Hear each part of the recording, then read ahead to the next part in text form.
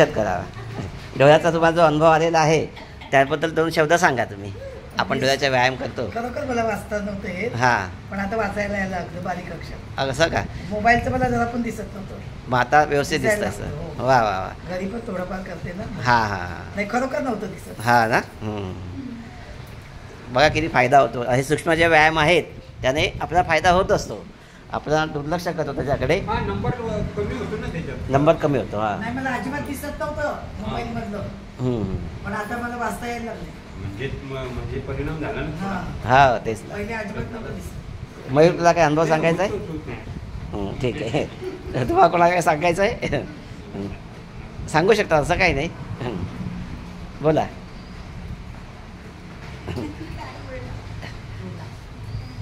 मुलांना तब्येत चांगली. डोळ्याबद्दल वगैरे काही? मला ते शरीर म्हणजे जड वाटत होतं, ते हलकं वाटतं. हलकं वाटायला लागलं. वा वा वा. मला तर श्वासच घेता नव्हता येत. काय म्हणता? अरे बाबा. बरंच नव्हता येत मला. हां हां, म्हणजे इतका दम लागायचा असं. हा, इतका म्हणजे वजन वाढलं म्हणून आणि हा. टाईप चालू केलं. हा. तर आता काही नाही मला त्रास. आता मी स्टेज म्हणजे जाऊ शकते चांगलं. बरं बरं. 4 किलोमीटर. काय म्हणता? अरे वा वा वा. चांगलं आहे. त्याबद्दल सगळ्यांनी टाळ्या पिटा. खरोखरच आहे ना. हो तेच. नाही बरोबर. ह्याच्यामध्ये सातत्य पाहिजे. हो. चतुर्कताई आहे ना त्या पडल्या. हा. त्यांनी मला फोन केला मला बघायला ये. हां तर मी बघायला गेली तर 3 महिने आत घरातच दिसून बाहेर गेली. बरोबर. हां गेली तर बघते तर काय मला चालताच येईना. तिथून तिथपर्यंत पण चालता येईल. स्टेशन तर क्रॉस करता येत नव्हतं. हां. कोणाला तर मला बोलता पण येईना. अरे बापरे. अच्छा. इतकी घाबरली ना पहिल्यांदा. मी म्हटलं हां बापरे मला काय झालंय.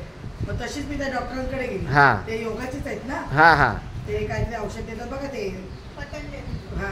हां हां त्यांच्याकडे गेली. मग त्यांना मग त्यांनी मला तपासलं होते. ते बोलले वजन वाढलंय तुमचं. मग ते बोलले 300 रुपये दिवसाला द्यायचे तुम्ही रोज. बर. सकाळी यायचं. तर मी म्हटलं व्यायाम व्यायाम शिकवती. बरोबर. म्हणून मी गेली त्यांच्याकडे. हां. तर म्हटलं 300 रुपये मध्ये काय करणार. म्हणजे फक्त ते हे देणार ती ग्रीन टी हां हां हां. आणि काय ते ज्यूस देणार. अच्छा. हां म्हणजे व्यायाम व्यायाम काय नाही. अरे बाबा. मी इकडे जॉईन केलं. हां. सकाळ संध्याकाळ. हां हां आणि 15 दिवस चालली पण. हां. त्याच्यानंतर वारी केली. पंढरपूरला 17 घंटे उभी राहिली. बघा किती चांगलं. पण तरी थकवा नाही किंवा श्वास नाही. हां हां. म्हणजे ते एवढं मला त्या योगाने हो. फरक पडला. फक्त सातत्य पाहिजे हे महत्त्वाचं. आता तर म्हणजे व्यवस्थित सुरसुरीत झाली. आणि यांचं तुमचं वैशिष्ट्य आहे तुम्ही सकाळ संध्याकाळ करता. हा, तेव्हा केलं होतं. हां आता नाही नाही अजूनही करता. मध्ये मध्ये येतात तुम्ही ना. सकाळी सुद्धा येतात, संध्याकाळी पण येतात. हां चांगलं आहे. असं सातत्य जर ठेवत राहिलं तर कशाला डॉक्टरकडे जायची वेळ येणार आहे.